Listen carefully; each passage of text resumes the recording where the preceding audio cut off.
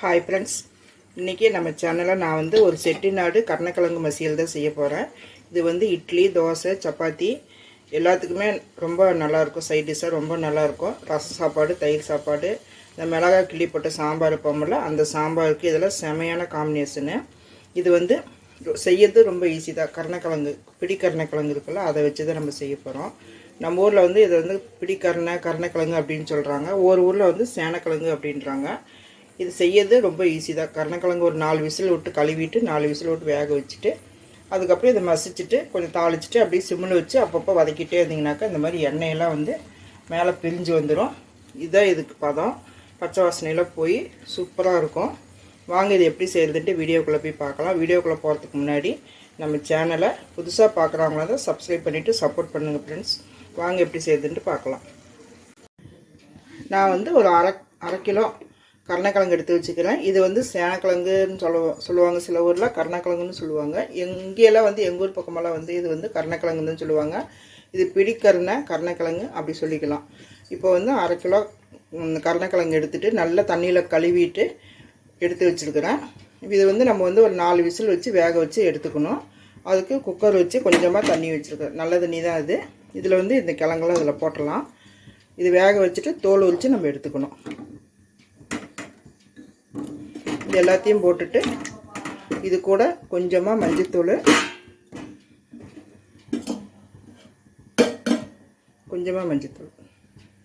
அப்புறம் கொஞ்சமாக புளி. ஏன்னா இது வந்து காரில் எடுக்கும், அதனால் கொஞ்சமாக புளி போட்டுக்கலாம். இது கூட கொஞ்சமாக உப்பு, ஏன்னா நம்ம செய்யும்போது கொஞ்சம் உப்பு போடுவோம். இது கூட கொஞ்சமாக உப்பு இன்னும் கொஞ்சம் போட்டுக்கிறேன்.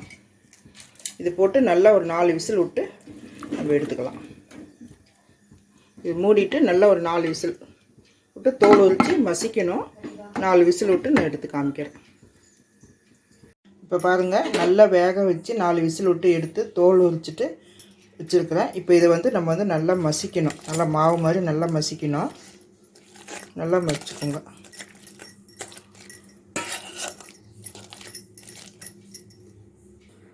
நல்லா மசிச்சதுக்கப்புறம் இந்த மாதிரி நல்லா மாவு மாதிரி மசிச்சுக்கோங்க.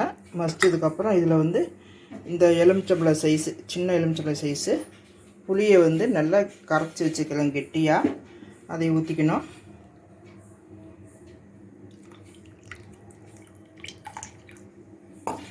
அது கூட ஒரு டேபிள் ஸ்பூன் மிளகாத்தூள். இப்போ இது வந்து நல்லா கலந்து வச்சுக்கணும். நல்லா கலந்து ஒரு 10 நிமிஷம் வந்து நல்லா ஊற வச்சுக்கணும். நம்ம மஞ்சத்தூளும் வேகும்போதே போட்டிருக்கிறோம், அதனால் இதே போதும். உப்பும் நம்ம போட்டிருக்கிறோம், அதனால் புளியும் மிளகாத்தூள் மட்டும் போட்டு இது வந்து நல்லா கலந்து ஒரு 10 நிமிஷம் வச்சுட்டு நம்ம வெங்காயமெல்லாம் போட்டு தாளிச்சிட வேண்டியதான். இது வேக வைக்கிறது சீக்கிரமாக வெந்துடுது. நல்லா வேக வச்சுக்கணும். அப்போ தான் வந்து இது வந்து நல்லாயிருக்கும். ஒரு 10 நிமிஷம் நல்லா கலந்துட்டு நான் ஊற வச்சுட்டு எப்படி தாளிக்கிறதுன்ட்டு பார்க்கலாம். பாருங்கள், 10 நிமிஷமாக நல்லா ஊறிடுச்சு. இது வந்து நம்ம வந்து புளி போட்டு நம்ம ஊற வைக்கிறனால தான் நமக்கு நாக்குக்கு வந்து அந்த மாதிரி நாக்கு பிக்கிற மாதிரிலாம் இருக்கும். அந்த மாதிரிலாம் இருக்கும்ல, அதெல்லாம் எதுவுமே இருக்காது. இது 10 நிமிஷம் ஊறிடுச்சு. இதை வந்து நம்ம எப்படி தாளிக்கிறதுன்ட்டு பார்க்கலாம். தாளிக்கிறதுக்கு ஒரு 200 சின்ன வெங்காயம் ரவுண்டாக கட் பண்ணி வச்சுருக்கிறேன். அது கூட ஒரு பச்சை மிளகா, கொஞ்சமாக பூண்டு, ஒரு 5-6 பல் பூண்டு தட்டி வச்சுருக்கிறேன். கட் பண்ணி போட வேண்டாம், தட்டி வச்சாக்கா நல்லாயிருக்கும். அது கூட ஒரு தக்காளி.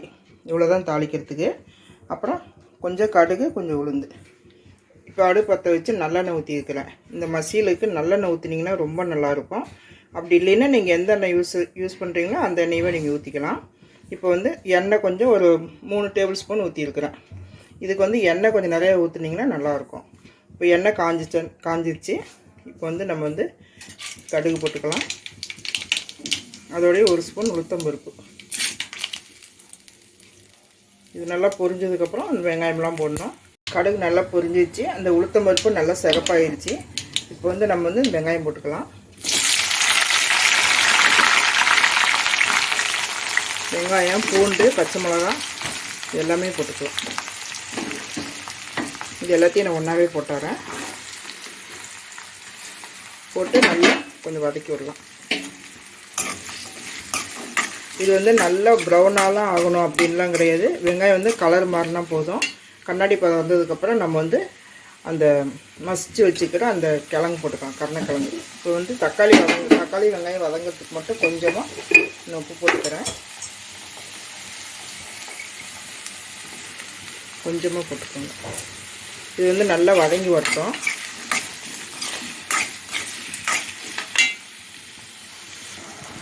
இந்த அளவு கலர் மாறினா போதும். நீங்கள் அப்பப்போ இடையில கிளறி விடுங்க. நான் வந்து ஒரு 2-3 தடவை கிளறி விட்டேன். சரிங்க, இந்த அளவுக்கு கலர் மாறினா போதும். ரொம்ப வதங்கணும்லாம் இல்லை. இந்த பச்சை வாசனை போதும். வெங்காயம் வெந்தால் போதும், பச்சை வாசனை போனால் போதும். இப்போ வந்து நம்ம வந்து மசிச்சு வச்சுக்கிற அந்த கருணக்கிழங்கு இதில் போட்டுடலாம். எல்லாத்தையும் போட்டு நல்லா கிளறி விடணும்.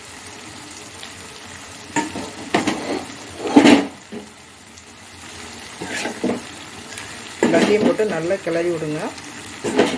இது ரொம்ப நல்லாயிருக்கும். வெளியே வச்சு நம்ம 1 வாரம் கூட வச்சுருந்து சாப்பிட்லாம், நல்லாயிருக்கும். எங்கேயாவது ஊருக்கு போகிறோன்னா கூட நம்ம இதை வந்து எடுத்துகிட்டு போயிடலாம். தண்ணியில் எதுவுமே ஊற்றக்கூடாது.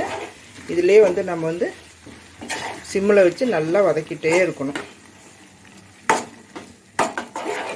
இந்த இடத்துல வந்து நீங்கள் உப்பு காரம் செக் பண்ணிக்கோங்க. உப்பு பத்தலை, காரம் பத்தலைன்னா நீங்கள் சேர்த்திக்கலாம். எனக்கு எல்லாமே கரெக்டாக இருக்குன்னு போட்டிருக்கிறது. எல்லாத்தையும் இதில் வந்து நல்லா கிளறிட்டு சிம்மில் வச்சு ஒரு 5 நிமிஷம் நல்லா அப்படியே மூடி வச்சுருங்க.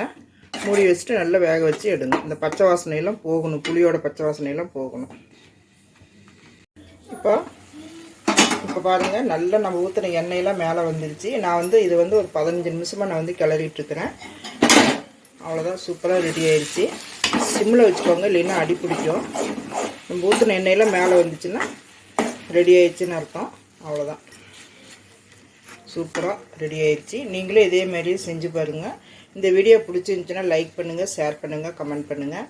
சப்ஸ்கிரைப் பண்ணிவிட்டு அப்படியே பக்கத்தில் இருக்கிற பெல் பட்டனையும் கிளிக் பண்ணுங்கள். சப்ஸ்கிரைப் பண்ணுங்கள் ஃப்ரெண்ட்ஸ். மீண்டும் அடுத்த வீடியோவில் சந்திப்போம். நன்றி, வணக்கம்.